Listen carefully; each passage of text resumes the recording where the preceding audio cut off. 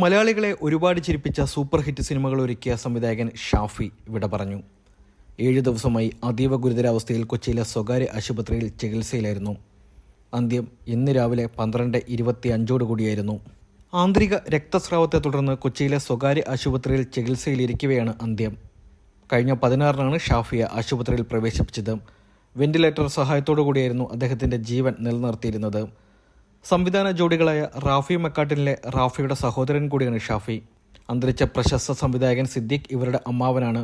1990-കളുടെ മധ്യത്തിൽ രാജസേനൻ, റാഫി മെക്കാട്ടിൻ എന്നിവരുടെ അസിസ്റ്റന്റ് ഡയറക്ടറിൽ നിന്നുകൊണ്ടാണ് ഷാഫി സിനിമാ ജീവിതം ആരംഭിച്ചത്. 2001-ൽ വൺ മാൻ ഷോ എന്ന ചിത്രത്തിലൂടെയാണ് സ്വതന്ത്ര സംവിധായകനാകുന്നത്. അതിനുശേഷം കല്യാണരാമൻ, പുലിവാൽ കല്യാണം, തൊമ്മനും മക്കളും, മായാവി, മേരിക്കൊണ്ടൊരു കുഞ്ഞാട് തുടങ്ങിയ നിരവധി ബോക്സ് ഓഫീസ് ഹിറ്റ് ചിത്രങ്ങൾ മലയാളികൾക്ക് സമ്മാനിച്ച സംവിധായകൻ കൂടിയാണ് ഷാഫി.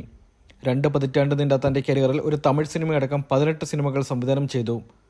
2022-ൽ പുറത്തിറങ്ങിയ ആനന്ദം പരമാനന്ദമാണ് അവസാനം സംവിധാനം ചെയ്ത സിനിമ.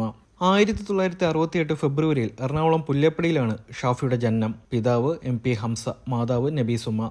കലാകാരന്മാരായ അമ്മാവന്മാരും മറ്റു ബന്ധുക്കളുമൊക്കെ സിനിമയും മറ്റും ചർച്ച ചെയ്യുന്ന കേട്ട് വളർന്ന ഷാഫിയിലും കുട്ടിക്കാലത്ത് തന്നെ സിനിമാമോഹം ഉണ്ടാവുകയായിരുന്നു. സ്കൂൾ കാലത്ത് മിമിക്രിയും മോണോ ആക്റ്റും അവതരിപ്പിച്ചിരുന്നു. മലയാളികളെ ഏറെ ചിരിപ്പിച്ച സംവിധായകൻ ഷാഫിക്ക് ആദരാഞ്ജലികൾ.